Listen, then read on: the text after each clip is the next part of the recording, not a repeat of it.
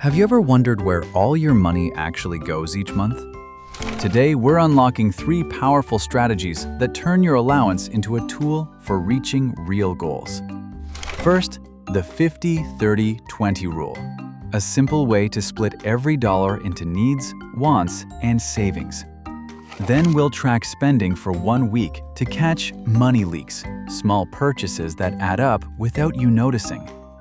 Finally, we'll create SMART goals with visual trackers that show your progress in real time. Welcome to Goalie's Pip Academy. By the end, you'll know exactly how to take control of your money and build toward the things that matter to you. Here's what's at stake. Many people lose track of a significant portion of their discretionary spending. Not stolen, not invested, simply vanished into forgotten purchases. The problem isn't spending too much on big things. It's bleeding money on things so small you don't even remember buying them the next day. The 30%? That's your freedom fund. Movies, games, coffee with friends. This isn't guilt money. It's deliberately carved out space for enjoyment. A good budget gives you permission to spend without anxiety because you already know it's accounted for.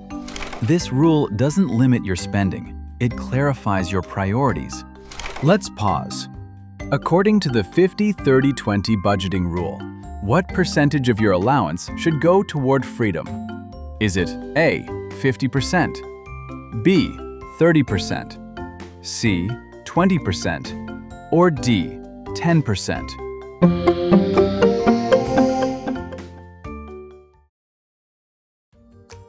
It's B, 30%. Research from behavioral economics shows that people who allow themselves around 30% of their income for fun and personal freedom feel more balanced and happier with their money. 30% gives you enough freedom to enjoy today while still saving and covering your needs.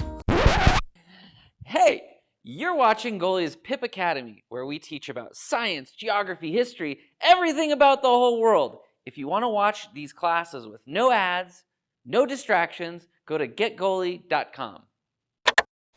Now, let's add the second layer. Knowing the rule is one thing. Applying it requires seeing where your money actually goes right now.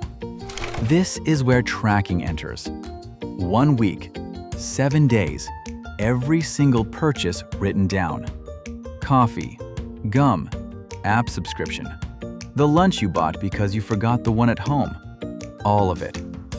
When you track for 1 week, patterns emerge. You'll notice you buy lunch out every Tuesday and Thursday, but bring it other days. Now you have actionable intelligence. You can adjust. Pack those nights before.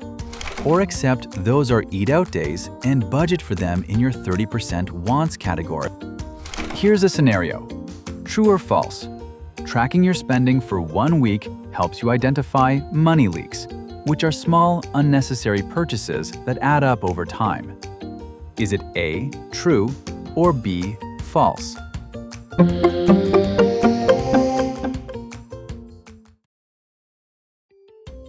The answer is A, true. Yes! People who tracked for 1 week and then checked in once weekly for a month reduced unnecessary spending by over 20% that persisted even after they stopped tracking. Which brings us to the third strategy. Goals, not vague wishes. SMART goals means you know exactly what you're aiming for, not save money. Instead, save $80 for new headphones. Your brain can picture headphones. It cannot picture money. Measurable means you can track progress in concrete units. Dollars saved, days remaining, percentage complete. This is why visual trackers work. If you get $15 a week in allowance, a goal to save $300 in 2 weeks is fantasy. Better to set a 3-month timeline or adjust the goal. Achievable doesn't mean easy. It means possible with effort. Relevant asks, does this goal actually matter to you? If the goal is something you deeply want, saying no to small purchases feels empowering. You're not depriving yourself of a candy bar, you're choosing the headphones. Relevance is the fuel that sustains effort over time. Time-bound gives you a finish line. Open-ended goals drift. Someday I'll save for a bike. When is someday? Put a date on it. By December 15th, I'll have saved $200 toward a bike. Now you can reverse engineer. 12 weeks away. 20% of $15 is $3 per week. The deadline transforms a dream into a project with tasks. Visual tracking becomes rocket fuel.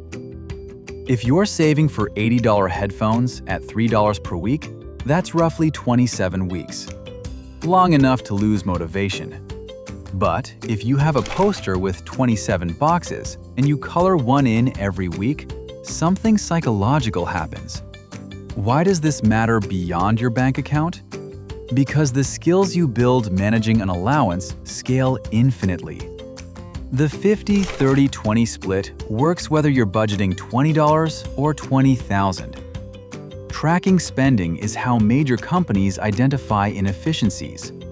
SMART goals? That's the framework used by Fortune 500 CEOs. One final question. What does the M in SMART goals stand for when setting financial goals? Is it A, motivational, B, measurable, C, monetary, or D, monthly?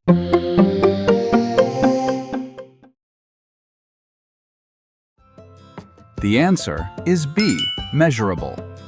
Goals that are specific, achievable, relevant, and time-bound can still fail if you can't measure progress. Measurable is the feedback loop that tells you if your actions are working. So, budgeting is the practice of aligning money with meaning. The 50-30-20 rule ensures you're covering today's needs, enjoying today's life, and investing in tomorrow's possibilities. Tracking spending for a week brings illumination. And SMART goals with visual trackers transform wishes into plans, and plans into reality. Here's your next step. This week, track every single purchase. Not to judge yourself, just to observe. Get a small notebook or use your phone. Write it down in the moment. By next Sunday, you'll have a map of your money. You'll know where the leaks are, and then you'll have a choice. Because financial freedom isn't about having unlimited money, it's about understanding the money you have. It's about making it work for the life you want to build. And that starts with something as simple and as powerful as knowing where every dollar goes.